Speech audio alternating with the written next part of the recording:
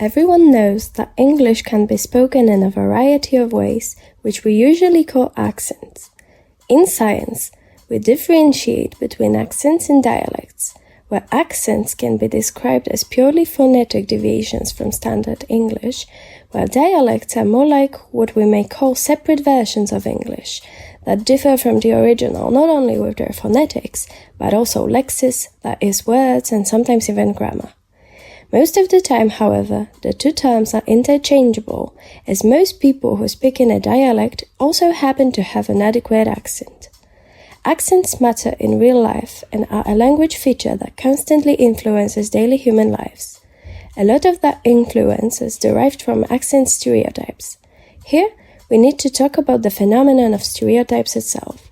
Aaron Bailey defines stereotypes as general claims about the group that do not specify whether they regard the whole group or just some of its members. An example of a stereotype could be that all Asians are good at math. Bailey argues that stereotypes and their creation are rooted in a human brain's need for simplification and generalization. Stereotypes tend to spread through the population, and this is further explained by Buckerboom and Burgers, who claim that a mechanism called social categories and stereotypes communication is behind the replication and spread of stereotypes. This mechanism acts like a feedback loop. One individual uses biased language to describe a group member, another individual hears this description and generalizes, thus perceiving the whole group as being identical to its described member. Then, the hearer internalizes this belief, and finally, the hearer transfers this stereotype to another individual. It is common to link ethnic stereotypes with accent stereotypes, and it seems logical that accent stereotypes would mirror the ethnic ones. This is generally true, however, there are some exceptions. These mainly originate from the phenomenon of accent characterization, which is a technique used in media in order to further develop interesting fictional characters. In Western media, German and Slavic accents of English are commonly used to characterize villains. German accents have been shown to evoke negative associations like untrustworthy and dangerous. The same effect was shown for Russian-sounding accents. Here are some examples of accent characterization taking place in media. We are close to an offensive that will shake the planet. Yet we are continually delayed because you cannot outwit a simpleton with a shield. Because it was getting very hard to find place. No? Old warehouses being converted into lofts. So how can I get something better? No, Bro. Come on, bro. But he's criticizing.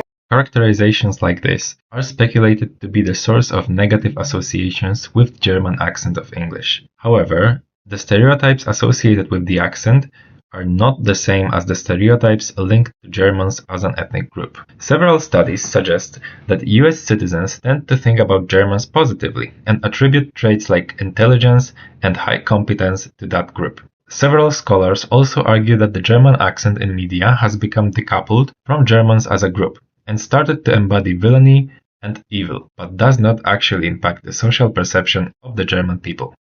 The case of the German accent in media perfectly embodies the phenomenon linguists call indexicality. There are two types of indexicality, first order and second order. First order indexicality signifies group belonging, so the traditional role of a foreign accent. If your English sounds German, you're identified as a German. Easy enough. This is usually the case for the German accented speech, as it happens in the real world. In the media context, German accent is no longer pointing to a particular group of people that live somewhere in the world. In works of fiction, this accent is mostly used as a narrative tool that is supposed to hint at character traits and moral stance of particular characters. This is the transition from first-order indexicality to the second-order indexicality, which is defined as signifying particular traits rather than group belonging. Now, let's explore this linguistic mechanism as it is one of the most important tools used in one of the most popular space operas of all time, Star Wars.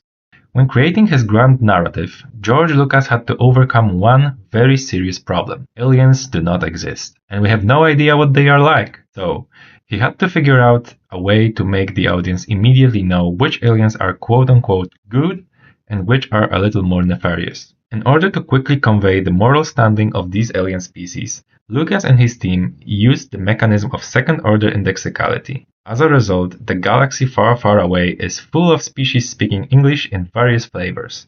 Let's look at some examples. Yes, of course. As you know, our blockade is perfectly legal. In The Phantom Menace, the Nemoidians were given a Japanese-sounding accent. This was likely done to quickly convey the technical nature of these species, as they are famously the masterminds behind an army of robots. The second-order index of the Japanese accent is supposed to point at the high-tech nature of these characters. Nada! Congratulations on passing the trials. I'm sorry the war prevented me from seeing your training through to the end. This character is fairly niche and does not have a lot of screen time throughout the whole Star Wars franchise, so in order to signify his personality, he was given a Jamaican-sounding accent. This way, the viewer can more or less know what this character is like without having to spend a lot of time with them. I've taken down so many clones over the years. Once you figure out one, the rest are easy. This character is given an accent that shows characteristics of southern United States dialects. Coupled with his looks, this immediately brings up the Wild West gunslinger association.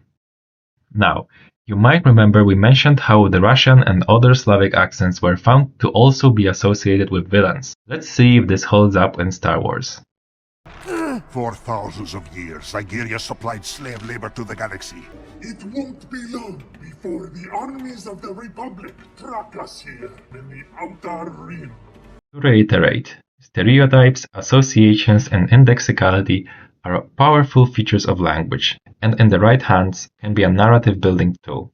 We showed how the mechanism works on the example of Star Wars, but it is actually widespread in the filmmaking business.